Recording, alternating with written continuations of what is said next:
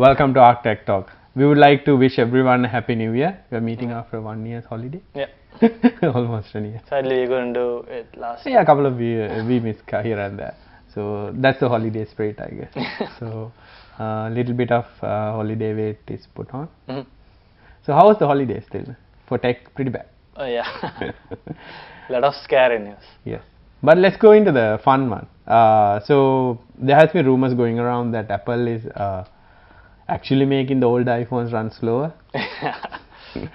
So the story behind it is everyone is complaining when they update the iPhone or whether they have it. I mean, this is true for Android as well, right? Yeah. Everyone complains when after a certain amount of time the phone gets slower, right? Yeah. So so Apple has been accused of doing this where when you install updates the phone gets slower, right? Yeah. So that's the story behind it. Yeah. But Apple finally came out and said it yes. Yeah. They have their reasons for doing that. So it's not just they're just making it slower so you will buy the new one, right? Yeah. So what they're trying to achieve is so we know that we spoke about this so many times, battery technology is still far behind when it comes to tech, right? Yeah. So we're still living in like 15-year-old battery tech still there. So it's so what they're trying to do is so when you have the phone, to improve the battery life on that given phone, since the battery life degrade with time, right? Yeah. Number of times you charge. I mean, on a given phone, it's surprising till the number of charges you can do is around 600 to 1000, right? Yeah. So that's it. Yeah. So after that, it starts to lose its capacity rapidly. Yeah. So this is true for EV cars as well, right? So, but how do this battery life improves on the devices is not that the battery get improved. So if you go back and see what the battery capacity is on each and every mobile device versus the time you can use that device, doesn't really match, right? The battery capacity almost stays the same, right? Yeah. Few milliamperes here and there, but almost a constant, right? But in terms of the new phones coming out, your usability, the time you can use it goes up. Yeah. So this is done by they are manipulating how that battery power is used, right? Yeah. And they are constantly like upgrading what processors, Correct.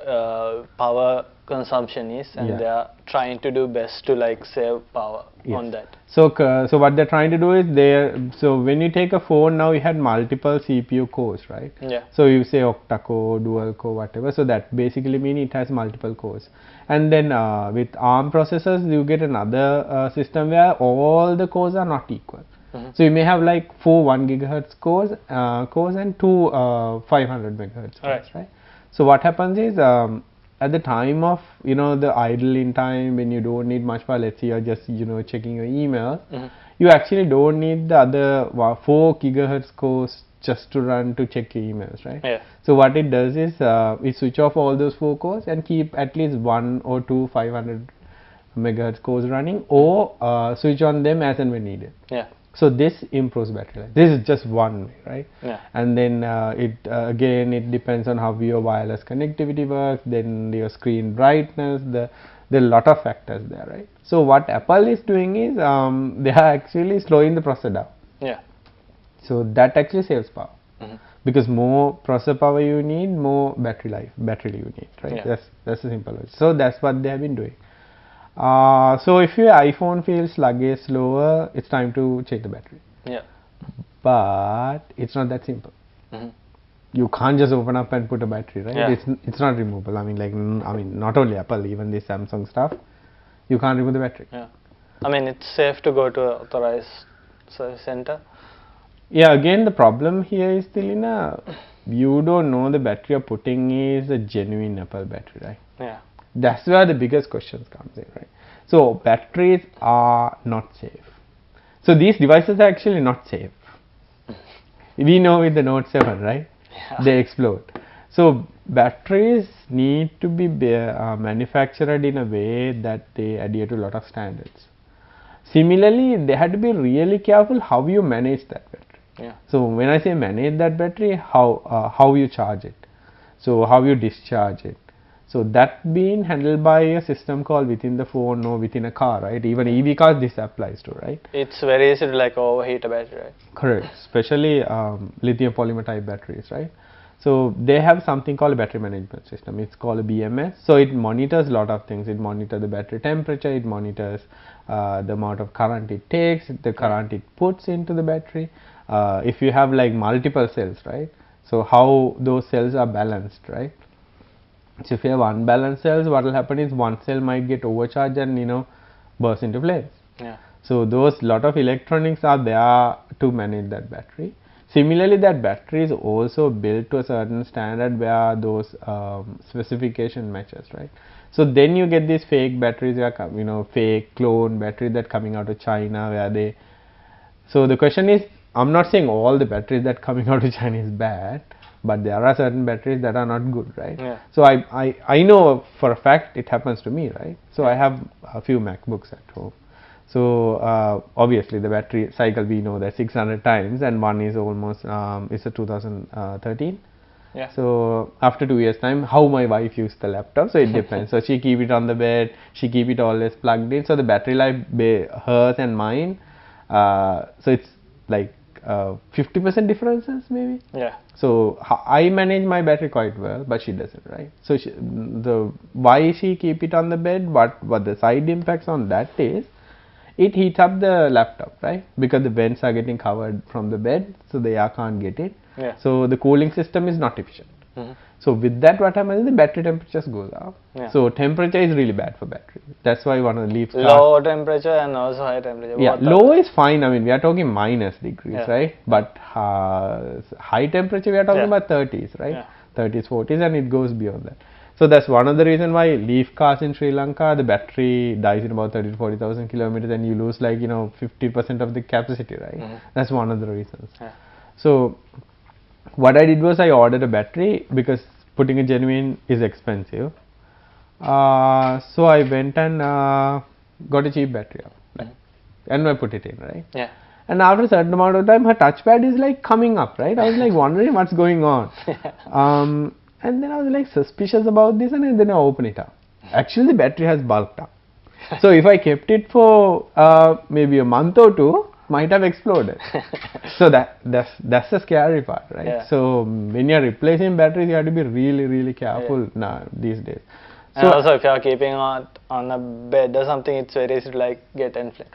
correct. So even when you're charging the phone, just keep it on a place. Even if it caught fire, it doesn't your house don't burn down. In terms of Apple, so what they did was they have a battery replacement plan for $26. Yeah. Which is not available in Sri Lanka, I guess. So with iPhone, the problem is there's no real presence here, Yeah. apart from few Authorized resellers. sellers, So that's not only for Apple. It applies for a lot of devices, right? It's sadly we are Too living in a small, no? country Yeah. where they don't really matters to them because we are too small of a market, right? Yeah. So the presence is true and third party, which you don't get all the services that that provided by. So we had some arguments with one person about OnePlus phone. He was saying, look, in X country the OnePlus get replaced. When there's a problem with the phone, they don't even fix it. But Yeah. sadly, that those warranty terms only apply to the certain countries where they are actually there. Mhm. This is just an example, right? Yeah. So if you do have iPhone, if you do have a place you trust, go replace it, might speed it up. Mm. I think we have to take a small break now. See you after this.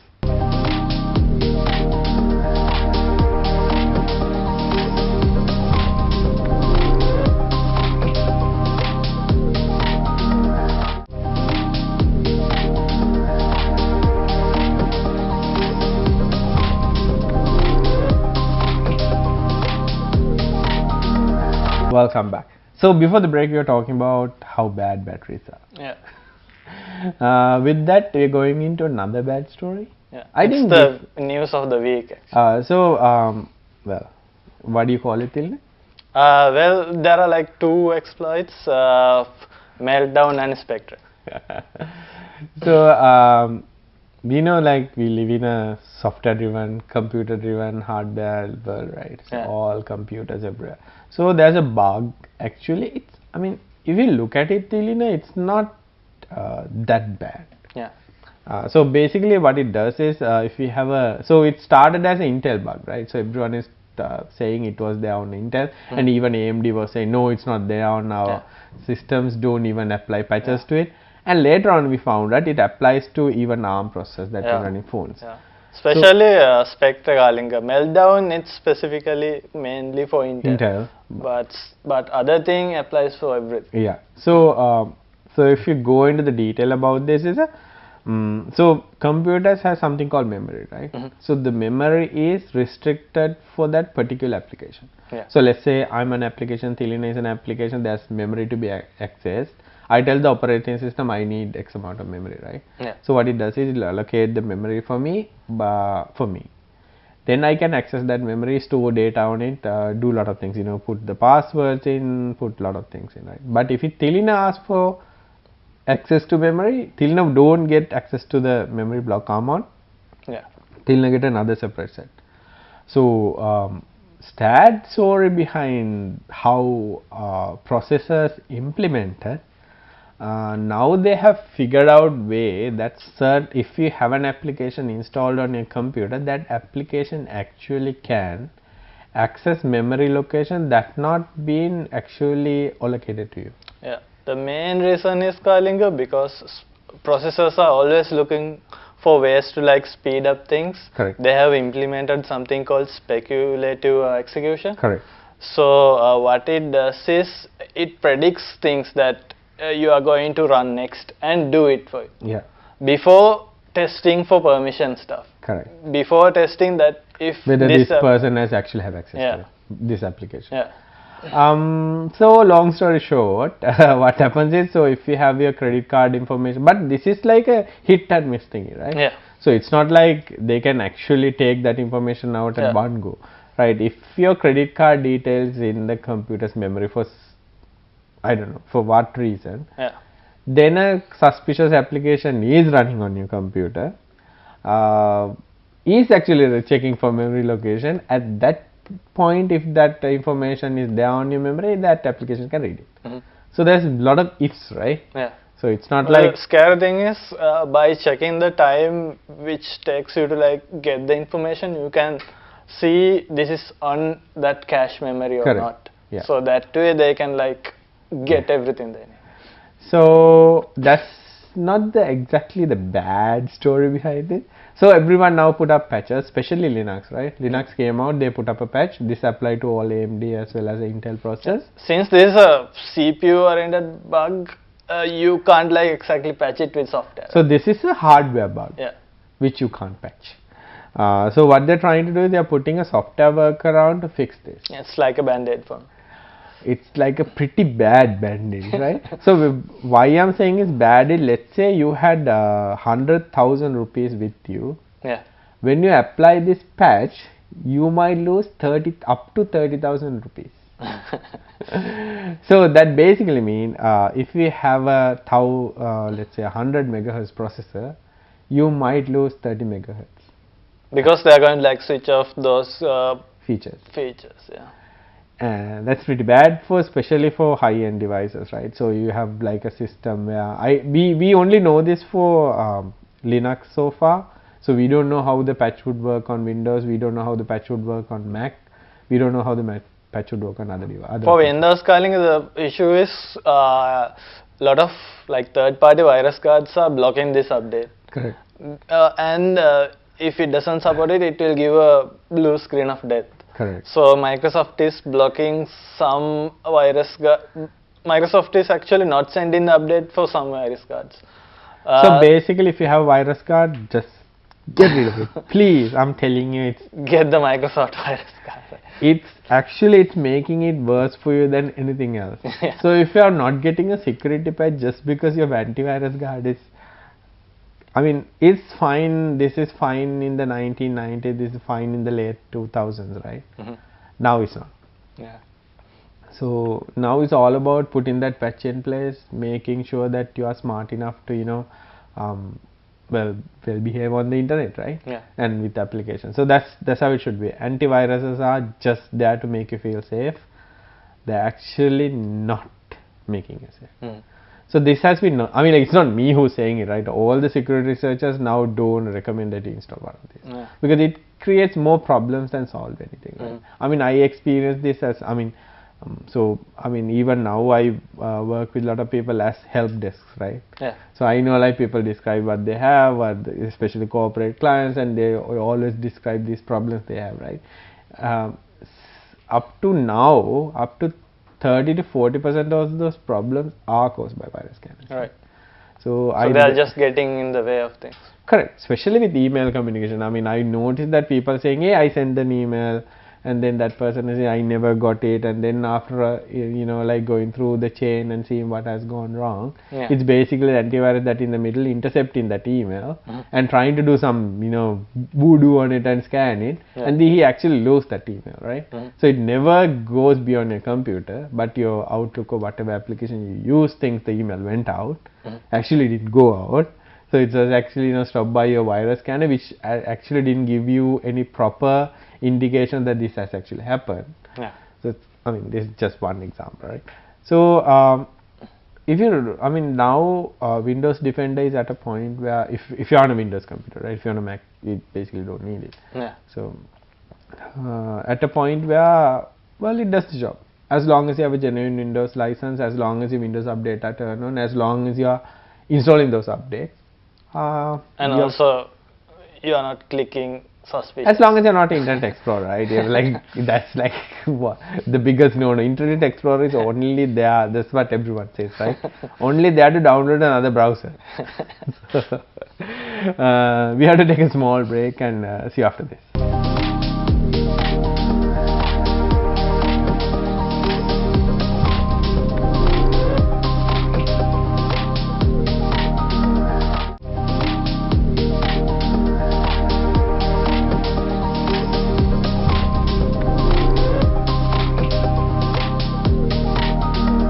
Welcome back. We are talking about this pretty bad bug, right? Yeah. So you're going to lose CPU performance if you are on a Linux system, if you have uploaded the kernel. The main thing is Kalinga OS and the software people are just trying to like fix this ASAP, right? Yes. They're not like waiting for a better solution, they just fix it right now because this is very important to fix. Yeah. So maybe in like few months we will get back the speed where we were at. This applies to a lot of this is applying since Pentium 4, right? Yeah, 15 years ago. I mean, this goes back 15 years. So, yeah, like literally back in so Stone this is Age, right? I mean, like I had few systems I accidentally, I'm a person who apply patches religiously, right? So I believe in it, I do it, and it kept me safe for a long time, right? So I updated all the system, but I only rebooted one. So with Linux you can update it, but the kernel patches only get applied after a reboot, but there are certain ways you can do it without a reboot, but in this case I rebooted it. So this was actually running a website that has a lot of traffic coming in. Okay. It literally halted the server. Couldn't boot it up. Every time we boot it up, it just runs out of CPU. It just maxed out at 100%, and it was like, it just crashing, right? I can't even log into the server.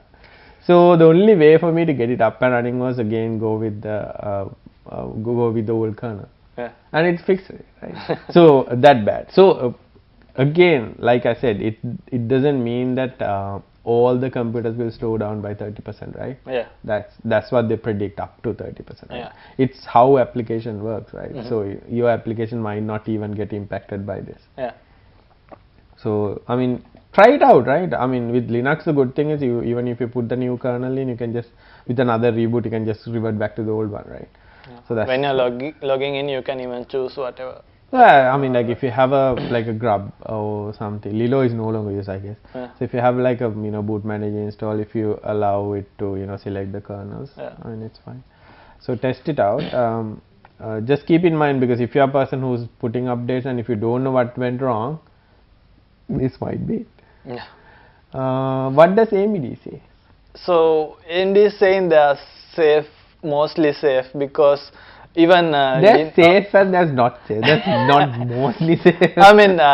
Even Linux is looking at AMD right now for some reason. So Linux is the founder of Linux, right?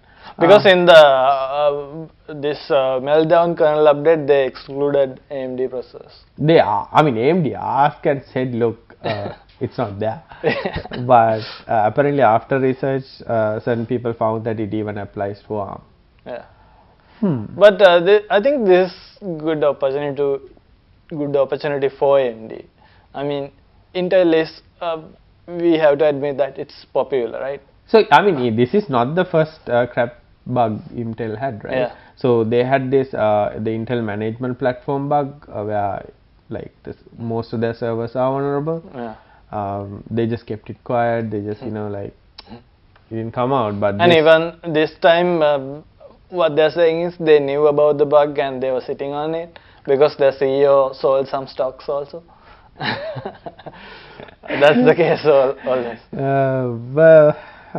So again, processors at a stage where you are, I mean, you get a lot of performance out of them, right? Sometimes even losing that 30% might not effective. Yeah. But I mean, latest, well, I'm using AMD the Ryzen series. Yeah. It's pretty good. I mean, it's up par with Intel processors in that range, and it's cheap. Yeah. So I'm on an Intel dual core 2.4 gigahertz, I think. So far so good. No, jokes aside, I ran a poll recently, right? Yeah. So I asked people, the question was, how old is your computer, right? So you have the choices of, you know, whether it's a 1-year-old, 2-year-old, more than 3 years old, right? Yeah. 58% of the people said their computers are more than 3 years old, which is a good thing, I think. We are at a stage where, I mean, like, we know that the hardware quality is not the reason for you to buy a new laptop because they just started to fail. It's just the component quality is not greatest, right? Yeah. But in terms of CPU power, even if you have a 4-year-old CPU, yeah, it's enough, right? I mean, for 99% of the people, it's enough. Yeah. I mean, they're back in like 2000 era, the difference was like huge, right? Correct. You needed a new computer for new software. Correct. Now it's not the case. Yeah. So so now I just realized after Core 2 Quad i3 first, second, third generations coming out, I mean, if you, as long as you have a core processor at least, you know, like 5 years old, yeah, I mean, you're golden, right? Yeah. I mean, for your documentation work, your, you know, internet browsing and all that. So now I'm realizing on my Mac, which is like a 2009, right, which has a Core 2 Duo with I think 4 GB of RAM. That has come to a point where on Chrome I can't use Facebook and scroll it, right? Scroll it window on the timeline, right? So I mean, JavaScript so Chrome is known to eat memory and CPU, right? And problem with Chrome is Chrome has something called hardware acceleration, where they do a lot of acceleration things like graphics, you know, rendering and all that. Rather than using the CPU, it uses the GPU, right? Yeah. So graphic processor. But what has I found was recent releases of Chrome has disabled support for old NVIDIA chips, which I had sadly. So they have disabled it. Now mine is running on software emulation, which is bad because I don't have the CPU power. Then I switched to Safari. I'm not gonna say it's the greatest browser. But this is the first time I actually, you know, like switched to Safari to use it as a daily browser, right? I mean, I don't even open it. I didn't even have a shortcut for it. So I just went and checked to see how it is, right? So it works fine. UI sucks on that, right? So I mean, it's hard to switch to that after using Chrome. That's the correct. issue, So UI is not the greatest. But for a regular user, even from the view of, I mean, the URL looks different on that. Correct. That's, I mean, it was actually, so on Chrome, let's say I'm typing something called, let's say, you know, RTV / Art TikTok or something. So when I type it, it actually shows that, right? On Safari, it's just RTV, right? That's it. And it's like, so where am I at? I can't figure it out. I'm like, I live on URLs in the sense what the trailing slash and the full URL. I like it. I want to see it, and that's how I type it, right? So I know the URL, I know the path, I type it. So when I type it, Chrome actually suggests me and show it. When this like nothing gone. That's one thing, right? And another thing, that's on the side, it open up this quick what do you call this, bookmarks. Yeah. So I'm so used to on Facebook, when you open up an image, I click on the left hand side corner so that image disappears. I know there's a exit button on the right hand top corner, but I'm so used to it, I just click on that side, right? And then that's like, I'm just automatically going into. I mean, we are like, the muscle memory with Chrome doesn't work with Safari. So again, so my muscle memory is pretty bad with Safari, but in terms of browser, if you're feeling your computer slow, if you're on a Mac, try Safari. Yeah, it works. Well, the experience you get, the speed and all that is great. So that's a quick tip. That's all the time we have for today. Thank you for joining us. See you next week.